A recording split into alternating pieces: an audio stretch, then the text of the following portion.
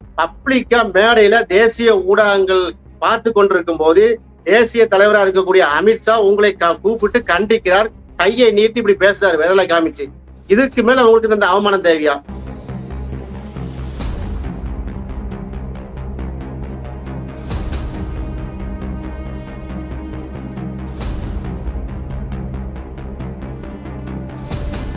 இன்னைக்கு வார் ரூமை அமைத்து தமிழிசை சவுந்தரராமன் அடிச்சு நொறுக்கி அதை ஹேஷ்டேக் ட்ரெண்டிங் பண்றார் அண்ணாமலை என்று சொன்னால் அண்ணாமலையுடைய யோக்கியதை என்ன? அண்ணாமலை எவ்வளவு மோசமானவர்?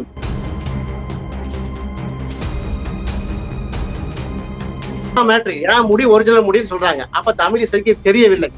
ஓஹோ, நம்ம ஆளுதான் அந்த வேலையை பார்த்திருக்காரு.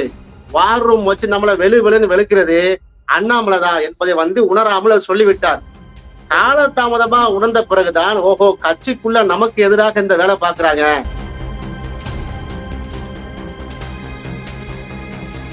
நாயுடைய சீஃப் மினிஸ்டர் ஆகக்கூடிய அந்த வார்மிங் செரமனில அந்த பதவியேற்பு விழாவில தமிழிசை போகும்போது கூப்பிட்டு கண்டிச்சிருக்காரு.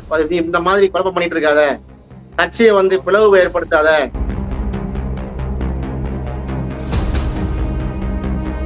இப்படிலாம் வந்த வெளிப்பாடுதான் இன்றைக்கு மோடி என்ன செஞ்சிருக்காப்ல, தெளிவா அண்ணாமலை கண்டிக்கிற மாதிரியான சில விஷயங்கள்லாம் சொல்லி நீங்க அறிக்கை தாங்கன்னு கேட்டிருக்காப்ல. இந்த மட்டத்துலதான் அண்ணாமலை பிளே பண்றாரு.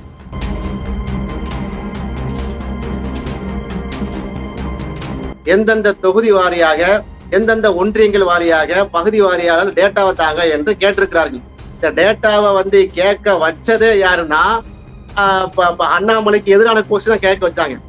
அண்ணாமலைக்கு எதிராக செயல்படும் அந்த சந்தேகம் இருக்கிறது. ஆமா,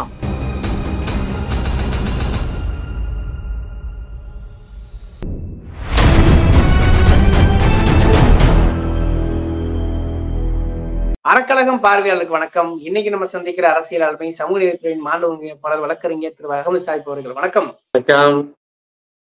குறிப்பா இந்திய அரசியல் ஒரு பக்கம் பேசும்போதா இருந்தா கூட இன்னைக்கு தமிழ்நாட்டு அரசியல், குறிப்பாக பாஜகவில் நடக்கும் உட்கட்சி பூசல் அரசியல் பெரிய அளவு பேசும்போதா மாறி இருக்கிறது. என்ன நடக்கிறது தெரியவில்லை. தமிழிசைக்கு அண்ணாமலை என்ற ஒரு பெரிய அளவுக்கு பிரச்சனை போய்கொண்டிருக்கிறது. குறிப்பாக தமிழிசை சொன்னதை கேட்டிருப்பீங்க நீங்க. அதாவது சமூக விரோதிகளுடைய ஆக்கிரமிப்புங்கிறது பாஜக கட்சியில் அதிகமாச்சு. நான் இருக்கும்போது அப்படி இல்லைங்கிறாங்க. நேற்று அண்ணாமலை இதுக்கு எதிர்வினை ஆற்றும் விதமா பாத்தீங்கன்னாக்க, விமான நிலையத்துல நான் யாருமே சந்திக்க விரும்பல, இதுக்கு இனிமேல் தலைவர் ஒரு ரூல் போட்டுவோம், நீங்க பாஜக அமைச்சர் அலுவலகத்தை வரணுங்கிற மாதிரி பேசியிருக்காரு. என்ன நடக்கிறது, எப்படி பாக்குறீங்க நீங்க? இல்ல, இந்த உட்கட்சி பூசல் என்று ஒரு குறுகிய வட்டத்திற்குள் இதை பார்க்க முடியாது. நானும் இதை சற்று உற்று நோக்கினேன். எனக்கு கிடைத்த தகவலின் அடிப்படையில் சில கருத்துக்களை பதிவு செய்யறேன். தாராளமாக இதை விசாரித்துக் கொள்ளலாம். இது பிஜேபி கட்சியில் இருக்கக்கூடிய சீனியர் ஜூனியர் பிரச்சனை கிடையாது. அதுவும் பிரச்சனை தான், அது பிரதான பிரச்சனை அது கிடையாது. தமிழிசை சவுந்தரராஜனுக்கும் அண்ணாமலைக்கும் உள்ள பிரச்சனை என்ன பிரச்சனை தான், ஆனா அது முக்கியமான பிரச்சனை அது கிடையாது. அண்ணாமலை சிபி ராதாகிருஷ்ணன் அவர்களை விட 3 மடங்கு அதிகமாக தோற்றிருக்கிறார். கோயம்புத்தூர்ல சிபி ராதாகிருஷ்ணன் எம்பிக்கு நிற்கும்போது 41,000 வாக்கில் தான் தோல்வி அடைந்தார். ஆனா அண்ணாமலை 1 லட்சத்துக்கு மேற்பட்ட வாக்குகள்ல வித்தியாசத்துல தோல்வி அடைந்திருக்கிறார். பிஜேபியுடைய ஓட் பேங்க் அங்க சரிவு சந்திருக்கிறது என்று பிரச்சனைனா அது பிரச்சனை தான். ஆனா முதலான பிரச்சனை அது கிடையாது. முக்கியமான பிரச்சனை என்னன்னு சொன்னால், RSSலயும் பிஜேபியிலையும் நாடார் சமூகம் கோலோச்ச துவங்கி விட்டது. பகிரங்கமான ஒரு விஷயம் வெளியே வரவில்லை. நீங்க பாத்தீங்கன்னா பொன்னாருக்கு நெருக்கடி ஏன்? நாடார் சமூகத்தை சேர்ந்தவர் பொன்னார், எங்க அண்ணாச்சி. அது மாதிரி தமிழிசை என்று சொன்னால் அவர்களும் நாடார் சமூகத்தை சேர்ந்தவர்கள். அப்ப இது நாடார் சமூகம் RSSலயும் கோலோச்சுகிறது, பிஜேபியிலும் கோலோச்சுகிறது. RSS உடைய துணை அமைப்பா இருக்கக்கூடிய இந்து முன்னணி உள்ளிட்ட சப்பு நிறைய வச்சிருக்காங்கல்ல, அதுலயும் இந்த சமூகம் எழுச்சி பெறுவதை அண்ணாமலை பொறுத்து கொள்ளவில்லை. அதனால அண்ணாமலைக்கு கொஞ்சம் நெருக்கமா இருக்கக்கூடியவங்க இந்த நாடார் சமூக மக்களுடைய அந்த வளர்ச்சி பொறுக்காம கட்சியில முக்கிய பொறுப்புகளா வர்றாங்க, கவர்னரா ஆகுறாங்க, மத்திய அமைச்சரா ஆகுறாங்க சொல்லித்தான் தலித்து கோஷம் எல்லாம் போட்டாரு, தமிழர் கோஷம் கூட போட்டாரு. என்ன விஷயம்னா, வாக்கு சதவீத குளறுபடியில் இருப்பதாக சொல்கிறோம். அண்ணாமலைக்கு அமைச்சர் எதிர்பார்க்கப்படுறது அது இல்ல. நேத்து வந்து அவர் சந்திக்காம போறாருல்ல. எப்பயுமே வந்து விமானத்தை விமானத்துல இறங்கி வந்த உடனே பாத்தீங்கன்னாக்க மீடியா வந்து சந்திப்பார். நான் இனிமேல் மீடியாவை நான் வந்து விமானத்தை சந்திக்க மாட்டேன்னு சொல்றாரு இல்லையா? அவருக்கு என்ன நேர்மையான ஒரு கேள்வி இருக்கா இல்லையா?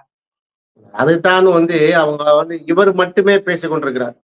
அவர் தமிழ்நாடு பாஜகவுடைய அண்ணாமலை தலைவர் தான். ஆனாலும் தலைவர் மட்டும்தான் கருத்து சொல்லணுமா?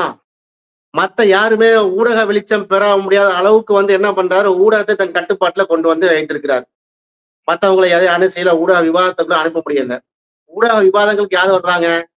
இந்த ஸ்ரீராம் போன்று கத்தி டென்ஷன் ஆகி கருத்தை சொல்றோம்னு சொல்லி பாஜகவுக்கு வந்து மக்கள் காரி துப்புற அளவுக்கு நடந்துக்கிறாருல, அந்த மாதிரி ஆட்களை தான் ஊடகத்துக்கு அவர் அனுப்புறாரு. அப்ப ஊடகத்தை தன் கண்ட்ரோல் வைத்திருக்கிறார். இதற்காகத்தான் தமிழிசை சவுந்தரராஜன் அவர்கள் 2 நாளுக்கு முன்னாடி நாங்க யாரு பேசணும், அறிக்கை விடுறதா எல்லாமே தலைமை, பிஜேபி உடைய தலைமை, பாஜகவுடைய தலைமை சொல்லட்டும், தலைமை சொல்றதெல்லாம் வந்து அண்ணாமலை சொல்லக்கூடாது என்பதையும் சூசகமாக சொன்னார். இன்றைக்கு ஓப்பனாக உடைத்து சொல்லிவிட்டார். அண்ணாமலை அவர்கள் கட்சியில யாருக்கு பதவி கொடுத்திருக்கிறாங்கன்னா இந்த கிரிமினல் குற்றம் உள்ளவங்க தான் பதவி கொடுத்திருக்காங்க. அதனுடைய வெளிப்பாடு தான் வந்து இந்த அளவுக்கு பாதாளத்துக்கு வந்து போயிட்டு அப்படிங்கிற ஒரு தகவலை பதிவு செய்தார். அதற்கு அண்ணாமலை தன்னுடைய கைத்தடிகளை பாண்டே போன்று, ரவீந்திரன் துரைசாமி போன்ற கைத்தடிகளை வந்து ஏவி விட்டு, இல்ல பிஜேபி அகோர வெற்றி பெற்றிருக்கிறது, கிட்டத்தட்ட 80க்கு மேற்பட்ட தொகுதிகள்ல வந்து 2வது இடத்துல வந்திருக்கிறாங்க, அப்படி எல்லாம் ஒரு தப்பான கணக்கை வெளியிட்டார்கள். அதற்கு பதிலடியாக டிஎம்கே ஐடி விங் நேற்று என்ன பண்ணாங்கன்னா, இல்ல 221 தொகுதிகள்ல திமுக தான் வெற்றி பெற்றிருக்கிறது, பிஜேபிக்கு எந்த பங்கும் இல்ல, ஓட்டு சரிவுதான், 11.28%, 11% வாக்கு என்பது பொய், இது அண்ணாமலையுடைய வாரும் செய்தது அப்படின்னு சொல்லிவிட்டு பேசாம இருந்து விட்டார்கள். ஆனா உண்மையில அதுதான், பிஜேபி வளரவில்லை. இங்கே வந்து நாம் தமிழர் கட்சி வளர்ந்த அளவு கூட பிஜேபி வளரவில்லை. இதுதான் உண்மையான ஃபேக்ட். நாம் தமிழர் கட்சி கூட ஓட்டு சதவிகிதம் கூடி இருக்குது, உண்மைதானம் சொல்லணும், கூடி இருக்கிறது. அந்த அளவு கூட பாஜக இல்லை. உதாரணமா அதை தெரிந்து கொண்டுதான் தமிழிசை கமெண்ட் பண்றாரு, இது வந்து அண்ணாமலையுடைய தோல்வி. அதனாலதான் இங்க இருக்கக்கூடிய அனிதா ராதாகிருஷ்ணன் அவர் உட்பட நிறைய மோதல் வந்துச்சு. நீங்க பார்த்திருக்கலாம், அனிதா ராதாகிருஷ்ணன் அவர்கள் வந்து கனிமொழி எம்பி அவர்களை மேடையில் வைத்துக் கொண்டு தேர்தல் பிரச்சாரத்துல அண்ணாமலைக்கு சவால் விட்டார். நீ தைரியம் இருந்தா தூத்துக்குடி நாடாளுமன்ற தொகுதியில வந்து நின்று பாரு, டெபாசிட் கூட இழக்க மாட்டார் என்று சொன்னதெல்லாம் என்ன காரணம்? இங்க இருக்கக்கூடிய 2 அமைச்சர்களும், கீதா அக்காவும் சரி, அனிதா ராதாகிருஷ்ணன் சரி, 2 பேர் நாடார் சமூகத்தை சேர்ந்தவர்கள். நாடார் சமூகத்தின் எதிராக வந்து இவர் அண்ணாமலை வன்மத்தை கக்குனதுனாலதான் அவர்கள் இந்த சவாலை வந்து வைக்கிறார்கள். இந்த சவாலை அண்ணாமலை ஏற்றுக்கொள்ளவில்லை. அந்த அடிப்புல நீங்க பார்த்தா கனிமொழி எம்பி அவர்கள் 3 லட்சம் வாக்குல வெற்றி பெற்றிருக்கிறார்கள். அப்ப இது எல்லாம் அந்த உள்குத்து அரசியல நீங்க வந்து என்ன செய்யணும், இணைத்து நீங்கள் பார்க்க வேண்டும். பாத்தீங்கன்னா இப்ப இன்னைக்கு ஒரு வீடியோ கடுமையா இணையதளங்கள்ல வைரல் ஆகிட்டு இருக்கு. குறிப்பாக அமித்ஷா வந்து தமிழிசையை கூப்பிட்டு கடுமையாக பேசுவது மட்டும் தெளிவா தெரிகிறது. அதற்கும் இந்த அண்ணாமலை பிரச்சனைக்கும் முக்கட்சி பசங்க ஏதாவது காரணம் இருக்கா, எப்படி பாக்குறீங்க? இல்ல, அதைத்தான் கூப்பிட்டு சத்தம் போட்டிருக்காங்க. என்னதான் இருந்தாலும் அந்த பாஜக கட்சியினுடைய கட்டமைப்பை பொறுத்தவரையில சுயமாக வந்து பாஜக இயங்காது. பாஜக எப்படி இயங்கும்னா, RSS உடைய அந்த தலைவர்கள், அங்க காரியகர்த்தார்கள் நாக்பூர்ல இருந்து என்ன கமெண்ட் பண்றாங்களோ அதைத்தான் அவங்க எக்ஸிக்யூட் பண்ணுவாங்க, அதைத்தான் செயல்படுத்துவார்கள். இப்படிதான் அந்த கட்சி இருந்தது. இந்த மோடி 3.0 இந்த 3வது இதுல தான் வந்து RSS உடைய கட்டுப்பாட்டை மீறி மோடி அமித்ஷாவுடைய கட்டுப்பாட்டுக்குள்ள கட்சியை கொண்டு வந்திருக்கிறாங்க. இது நான் வந்து போற போக்குல சொல்லவில்லை. என் கையில வந்து மோகன் பகவத் அறிக்கை கையில இருக்கு, நான் படிச்சு காட்டுவேன். இந்த காணொலிய இறுதியில நான் படித்து காட்டுகிறேன். ஒரு பக்கம் RSS பிஜேபி தலைமை, அதாவது மோடி அமித்ஷா தலைமையில் இருக்கக்கூடிய உட்கட்சி பூசல், இதுக்கு இடையில தமிழ்நாட்டுல 40 தொகுதியும் தோல்வி தோற்றுவிட்டு கட்சியை வந்து பின்னோக்கி சென்று பண்ண இருக்குது. அதுக்கு அண்ணாமலைங்கிற தலைவர் மட்டும் காரணம் இல்ல, சீனியராக நின்ற நீங்க எல்லாருமே தோத்துருக்கிறீங்க, தோல்வி அடைஞ்சிருக்கிறீங்க. நைனா நாகேந்திரன் தோல்வி, தமிழிசை சவுந்தரராஜன் தோல்வி, பொன்னார் தோல்வி. நீங்க சீனியர் மட்டும் தோற்கவில்லை, கூட்டணி கட்சி தலைவரும் தோத்திருக்கிறீங்க, தோல்வி அடைஞ்சிருக்கீங்க. OPS தோல்வி. அப்ப இதற்கு வந்து நீங்க தெளிவான அறிக்கை சமைப்பீங்க, எந்தெந்த தொகுதி வாரியாக, எந்தெந்த ஒன்றியங்கள் வாரியாக, பகுதி வாரியாக டேட்டாவை தாங்க என்று கேட்டிருக்கிறார்கள். இந்த டேட்டாவை வந்து கேட்க வச்சதே யாருன்னா அண்ணாமலைக்கு எதிரான கொஸ்டின் தான் கேட்க வச்சாங்க. அண்ணாமலைக்கு எதிராக செயல்படும் அந்த சந்தேகம் இருக்கிறது. ஆமா, இப்போ பழைய ஆளுக்கோட சேர்ந்து இப்படி பண்றதுனால இந்த டம்மி பீஸா இருந்த வானதி சீனிவாசன் பண்ணிட்டு அவங்கள மாதிரி ஆளுக்கெல்லாம் கூட நினைச்சாங்க அண்ணாமலைய செருப்பு தூக்கி அடிக்கிற மாதிரி பேச ஆரம்பிச்சிட்டாங்க. இப்ப அந்த கொந்தளிப்பு வேற. ஆனா வானதி சீனிவாசன் கையால நம்ம என்ன செய்யறதுக்கு ஏச்சு கேட்க வேண்டியிருக்க. இப்படிலாம் வந்த வெளிப்பாடுதான் இன்றைக்கு மோடி வந்து என்ன செஞ்சிருக்காப்ல, தெளிவா வந்து அண்ணாமலை கண்டிக்கிற மாதிரியான சில விஷயங்கள்லாம் சொல்லி நீங்க அறிக்கை தாங்கன்னு கேட்டிருக்காப்ல. இந்த மட்டத்துலதான் அண்ணாமலை பிளே பண்றாரு. அமித்ஷாவை கையில பண்ணி இந்த மாதிரி எல்லாத்துக்கும் காரணம் இந்த கட்சி குழப்பத்துக்கே காரணம் தமிழிசை தான். தமிழிசையுடைய ஸ்டேட்மெண்ட் இப்படி இருக்கு. அவர் கவர்னர் பதவியை தொடர்ந்துட்டு வந்தாரு. இப்ப வந்து தமிழ்நாட்டுடைய தலைவர் பதவிக்காக வந்து ஆசிரப்படுறாரு. எனக்கு வந்து தமிழ்நாட்டுடைய ஒட்டுமொத்த கண்ட்ரோல கையில தாங்க. 2026 நான் கட்சியை வந்து ஒரு வலிமையான கட்சியாக்கி நான் ஜெயிச்சு காட்டுறேன், வெற்றி பெற செய்து காட்டுறேன்னு சொல்லி அங்க போய் சவால் விட்டு வந்திருக்காரு.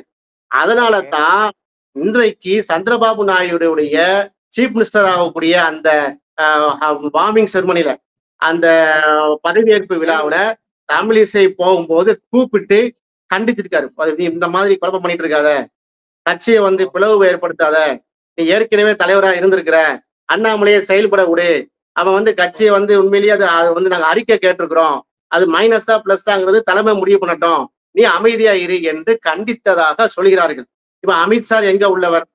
அமித்ஷா வந்து நிச்சயமாக நாடார் சமூகத்தை சப்போர்ட் பண்ண மாட்டார். அவர் பார்ப்பன பனியா கும்பல் கட்டுப்பாட்டில் உள்ளவர். அவர் மார்வாடி குஜராத்தின் பக்கம் தான் நிற்பார். அவரே ஒரு குஜராத்தி. அப்போ வந்து ஒரு சமூகம் இங்கே பிஜேபியை வந்து தன் கண்ட்ரோல் கொண்டு வருது. நாடார் சமூகத்தின் கண்ட்ரோல்ல வந்து பிஜேபி போகுது. அவங்கதான் பொருளாதாரத்துல மேம்பட்டு இருக்கிறாங்க.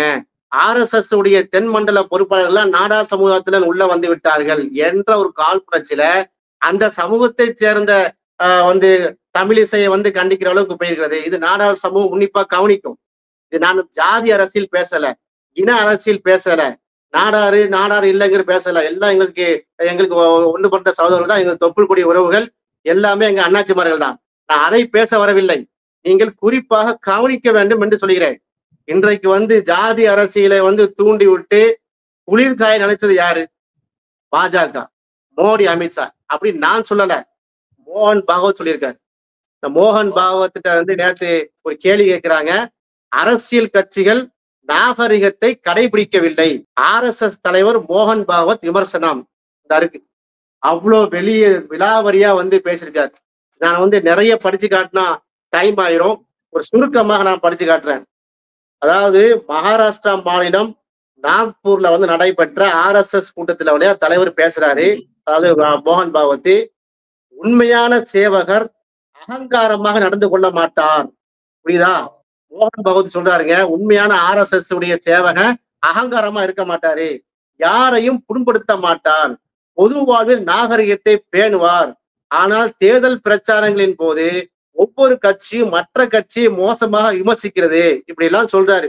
ஜனநாயகம் உருவாவதற்கு தேர்தல் பாதை தான் வந்து சரியா இருக்கும். அது மேக்சிமம் எல்லாருமே ஒத்த கருத்துல வரமாட்டாங்க, அதுக்காகத்தான் தேர்தல் நடத்துறோம்.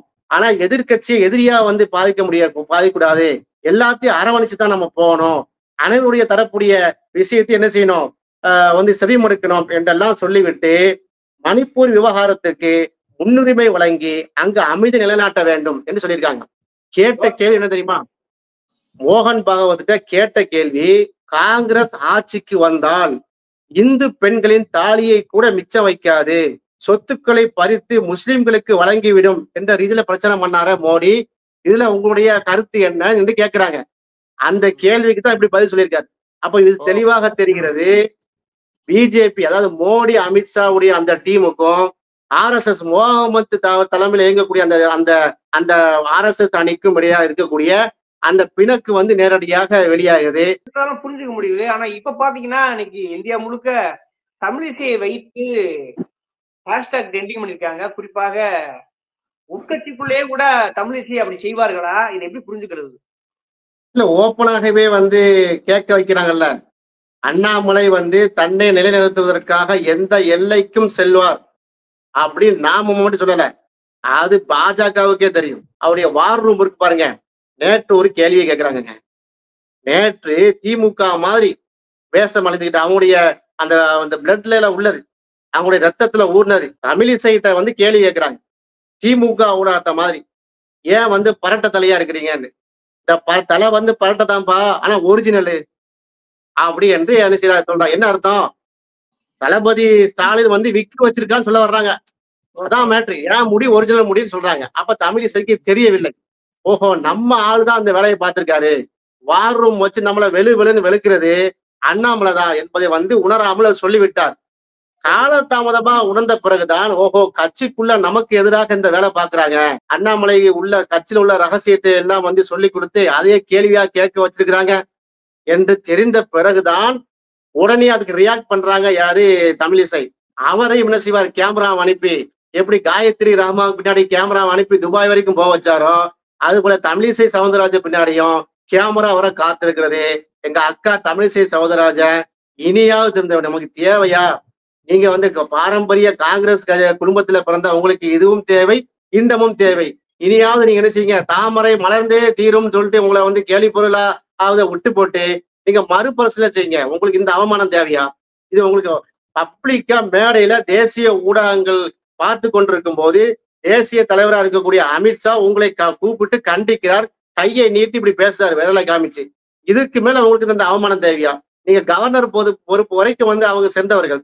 அவ்வளவு தமிழ்நாட்டுல வந்து உங்களுடைய கட்சிக்கு அப்பாற்பட்டு உங்களை நேசிக்கக்கூடிய மக்கள் இருக்கு. நாங்களாம் அக்கா தான் சொல்லுவோம், தமிழிசை அக்கா என்று சொல்கிறோம். தமிழருடைய நலனுக்கு எதிராக இருக்கக்கூடிய ஒரு கட்சியில போய் நீங்க பொறுப்புல இருந்துட்டீங்கன்னா உங்களுக்கு இதுவும் வேணும், இன்னமும் வேண்டும். இதுவும் நடக்கும், இதுக்கு மேலும் நடக்கும். இன்னைக்கு வந்து வார் ரூமை அமைத்து தமிழிசை சவுந்தரராமன் அடிச்சு நொறுக்கி அதை ஹேஷ்டேக் ட்ரெண்டிங் பண்றார் அண்ணாமலை என்று சொன்னால் அண்ணாமலையுடைய யோக்கியதை என்ன? அண்ணாமலை எவ்வளவு மோசமானவர், அண்ணாமலை எந்த எல்லைக்கும் செல்லக்கூடிய என்பது இதுல வந்து தெரிந்து கொள்ளுங்க. இதுக்கு மேல உங்களுக்கு வந்து ஒரு எக்ஸாம்பிள் தேவையா? இதுதான் வந்து உள்ளங்கை நெல்லைக்கின்னு சொல்லுவாங்களே, அண்ணாவுடைய என்ன என்பதற்கு வந்து மிகச்சிறந்த எடுத்துக்காட்டா இது இந்த சம்பவத்தை நான் பார்க்கிறேன். ஓகே ஓகே, இது வந்து தேசிய அரசியல் மட்டுமல்ல, பாஜக அரசு முதல் ஒரு பக்கம். ஆனா தமிழ்நாட்டிலும் பார்த்தானாக்கா பாஜகவுக்குள்ள அண்ணாமலை தமிழிசைங்கிற மோதல் வெடித்திருக்கிறது. அதை அமித்ஷா கண்டித்திருக்கிறார். இன்னைக்கு அண்ணாமலையும் ட்ரெண்டிங் செய்திருக்கிறார் என்பதை எப்படி புரிந்து தமிழக மக்கள் அப்படியே விட்டு விடுகிறேன். இந்த விவாத சொல்ல அறக்கலத்துக்கு நேரம் ஒதுக்கி ரொம்ப நன்றி.